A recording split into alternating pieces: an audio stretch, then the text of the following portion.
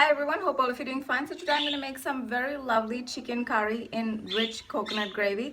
So stay tuned, watch and enjoy, and also subscribe to my YouTube channel for more lovely videos and recipes. Take care, bye. Hey everyone, so here I've got about 750 grams of chicken with the bone cut up. That's the Maryland pieces, so it's got the legs and thighs.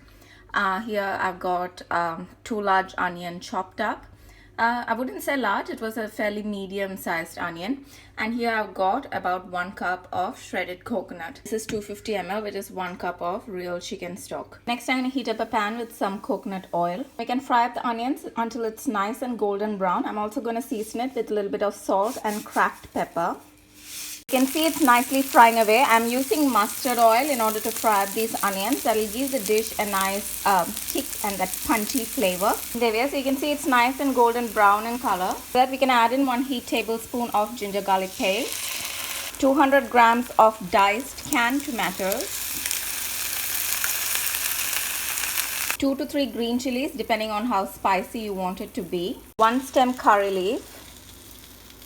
You can already see the amount of flavors that's going into this. Lower the flame while putting these ingredients in. That's why it stops sizzling at the moment.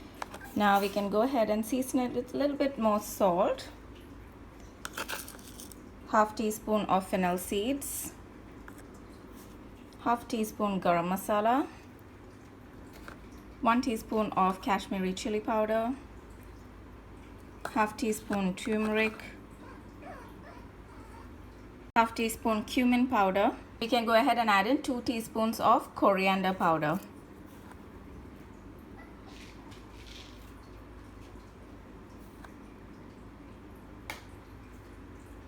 There we are. We can turn up the heat and start toasting this up nicely. These are the spices in my spice box, and these are the spices I normally use for every curry that I cook.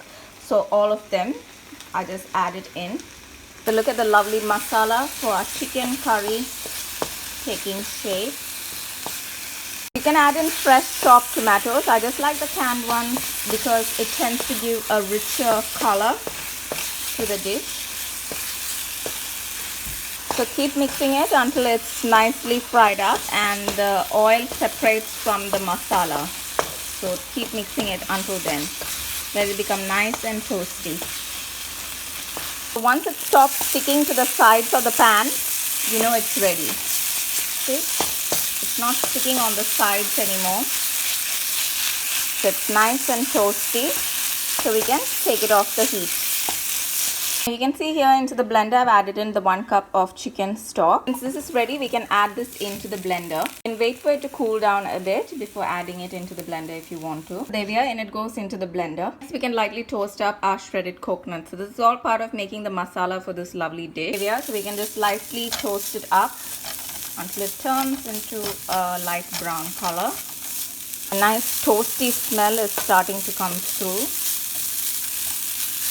Normally you guys see me using either coconut cream or coconut milk for my curry dishes, but this time I'm making a change. I'm using the actual shredded coconut instead. So you can see it's starting to get nice and toasty. We don't want it to get burnt, so we can take it off the heat once it turns into this light brown color and some bits are starting to be toasty and it smells nice and toasty. So we can take it off the heat and put this along with the other ingredients into the blender as well. Hey everyone, looking nice and lovely. So next step is to blend it all together into a nice paste that will form the basis for a gravy, and depending on how thick or thin you want the gravy to be, you can add in water once we add in the chicken.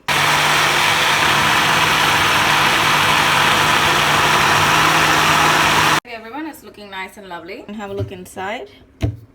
To give it that nice lovely taste and extra flavor, I've taken my Indian earthen clay pot, which is also called the chatti in Malayalam, and I'm going to place the chicken pieces into that. If you don't have a chatti, just use a deep bottom non-stick pan. Actually went ahead and put it in that pan where I fried the onions and the coconut. Then I changed my mind. I thought it would be good if I make it in the chatti. Season this with a little bit of salt. Just let it heat up a bit. You can just sear the chicken on all sides before we add in the masala gravy. So look at it, nice and lovely, isn't it? I left the skin on. You can take off the skin if you don't like skin. But a lot of lovely flavors tend to come out of it. So I'm just keeping it. Okay, everyone, so we can see that the chicken is slowly losing that pinkish color and it's starting to become turn into this whitish sort of a color. So at that stage we can add in a lovely curry masala paste. So I'm just going to add half of this. I'm going to store half of this depending on how rich you want your curry to be. This was good for 2 uses, or you can add in the whole thing. Like I said, it depends on how rich you want your curry to be. Coat this nicely with the chicken. So there we are, everyone. Look at it. It's nice and lovely. Next we can add in water depending on how much gravy you want for this dish, and depending on how much water you add, you need to add in season it with salt as well. And you can add in some water and cook it for about 30 to 35 minutes until the chicken is nicely cooked and the flesh starts falling off the bone. So look at it, everyone.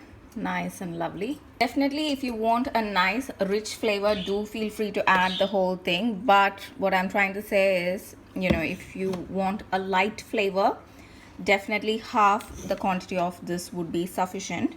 What I'll do is I change my mind. I think I'll just use the whole thing. Let's go full on. Make it nice, rich and flavorsome. You can even cook rice with this masala.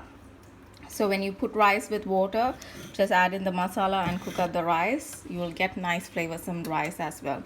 Alright, so what I'm going to do is I'm going to add this whole thing into this chicken gravy, but definitely up to personal preference, how rich you want it to be. It's going to be nice, lovely and tasty nevertheless. So if you want a thicker gravy, do go ahead and add the whole thing. If you want a lighter gravy, thinner gravy, just add half.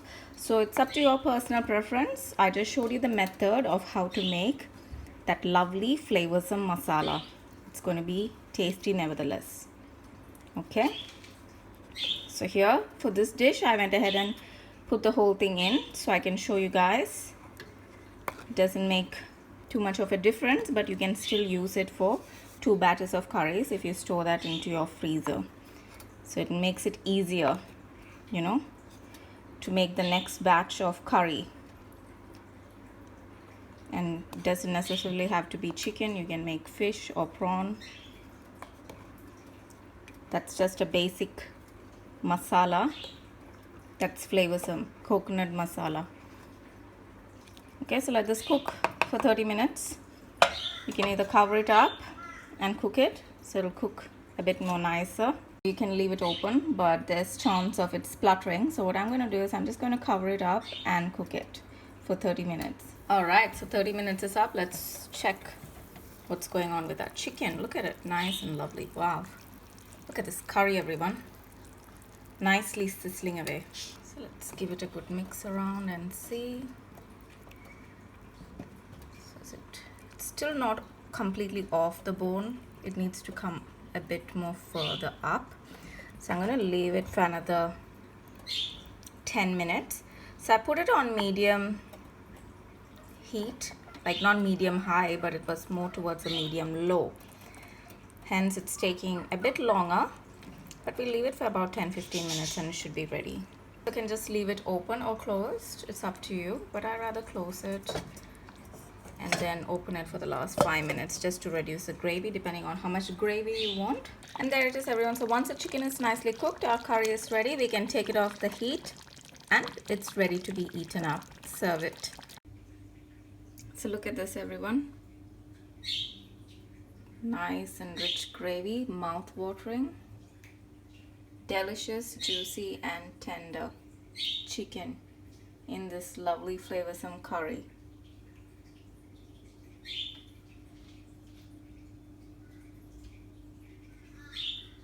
You can also see the lovely texture of the coconut in this gravy. And apart from that, here it is, everyone, our lovely steamy chicken curry in coconut gravy, cooked in chatti or the Indian earthen clay pot is ready.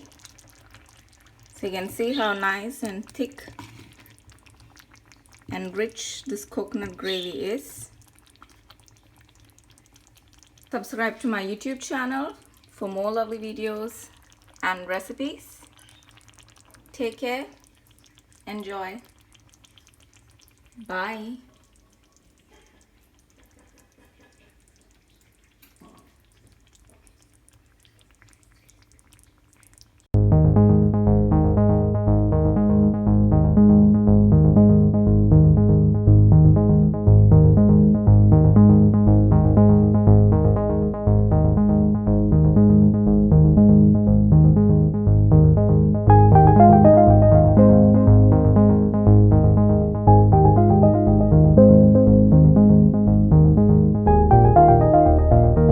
Hope all of you enjoyed this video. Subscribe to my YouTube channel for more lovely videos and recipes. Take care. Bye.